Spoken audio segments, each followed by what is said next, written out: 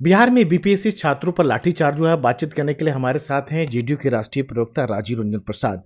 BPSC के जो छात्र जो थे शांतिपूर्वक प्रदर्शन कर रहे थे अपनी मांगों को लेकर, और उन पर जिस तरह से लाठीचार्ज हुआ कि दौड़ा दौड़ा के मारा गया है, क्या कहेंगे आप? देखिए, परीक्षार्थियों को एक बात समझनी होगी।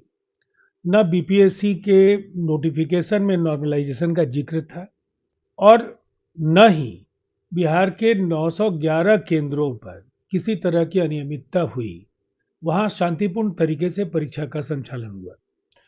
एकमात्र केंद्र पर जहां थोड़ी अव्यवस्था हुई है, उसमें भी कहीं ना कहीं छात्रों का एक गुट, जिसमें कुछ छात्र थे, उनकी वजह से वहां उपद्रव के हालात पैदा हुए और फिर उस केंद्र को वहां रद्द करना पड़ा।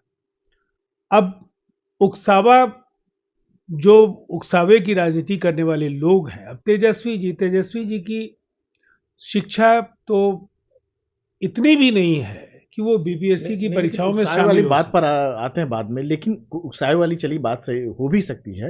ये जांच का विषय है, लेकिन अगर कोई प्रोटेस्ट कर रहा है, अपनी बात शांतिपूर्वक लग रहा है, तो क्या उसको इसी तरह से दौड़ा के लाठी से उसको मारना ये सही आपको लगता है?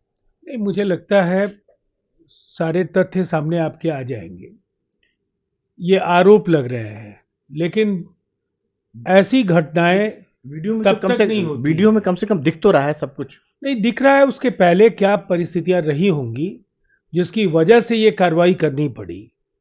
मुझे लगता है इसको किसी भी पूर्वाग्रह से प्रेरित होकर के किसी निष्कर्ष पर किसी को नहीं पहुंचना चाहिए। कानून व्यवस्था की अपनी बाध्यताएं हैं और उसमें कई बार कठोर फैसले लिए जाते हैं, लेकिन संयम का रास्ता छात्रों को भी तय करना चाहिए और एक स्वर्णिम भविष्य उनके द्वार पर जब हो, तो मुझे लगता है मर्यादा की रक्षा लेकिन उन्हें भी करनी होगी। जिम्मेदारी जो है छात्रों से कहीं ज्यादा प्रशासन की होती है, कम से कम वो जिम्मेदार पद पर हैं। लेकिन निस्संदेह बिहार वो में जिस तरह से परीक्षाएं पूर्व में भी राजीव जी होती रही हैं और परीक्षाओं का संचालन काफी पारदर्शी तरीके से होता रहा है।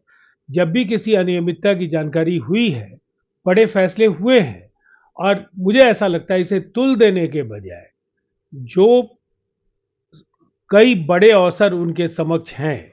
बिहार में अब तक 8 लाख नौकरियां दी जा चुकी हैं और अगले वर्ष विधानसभा के कार्यकाल तक 12 लाख नौकरियां और 36 लाख रोजगार होंगे। संभावनाओं का प्रदेश है बिहार।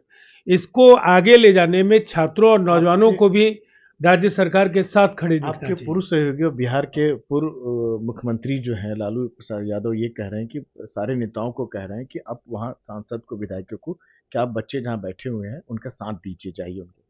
नहीं, ऐसे उकसावे का शिकार बच्चे नहीं हो, हम तो यही उनसे आग्रह करना चाहेंगे। और बतौर पार्टी राजद की जो एक अराजक छवि है, उनसे सकारात्मकता की अपेक्षा तो हम नहीं करते हैं।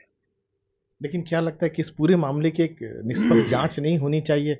बच्चों पर, लड़कों पर जिस तरह से पिटाई हुई है, देखिए, नौकरी बहुत जब ज्यादा। कोई वैसे हालात उत्पन्न होते हैं तो राज्य सरकार निर्णय लेती है। मैंने कहा, जो विजुअल्स आप देखते हैं उन परिस्थितियों को उत्पन्न होने के पीछे की घटनाएं क्या है, वो समझने के बाद ही ऐसे फैसले होते हैं। ये थे जेडीयू के राष्ट्रीय प्रवक्ता राजीव रंजन प्रसाद। नई दिल्ली से राजीव रंजन, एनडीटीवी इंडिया।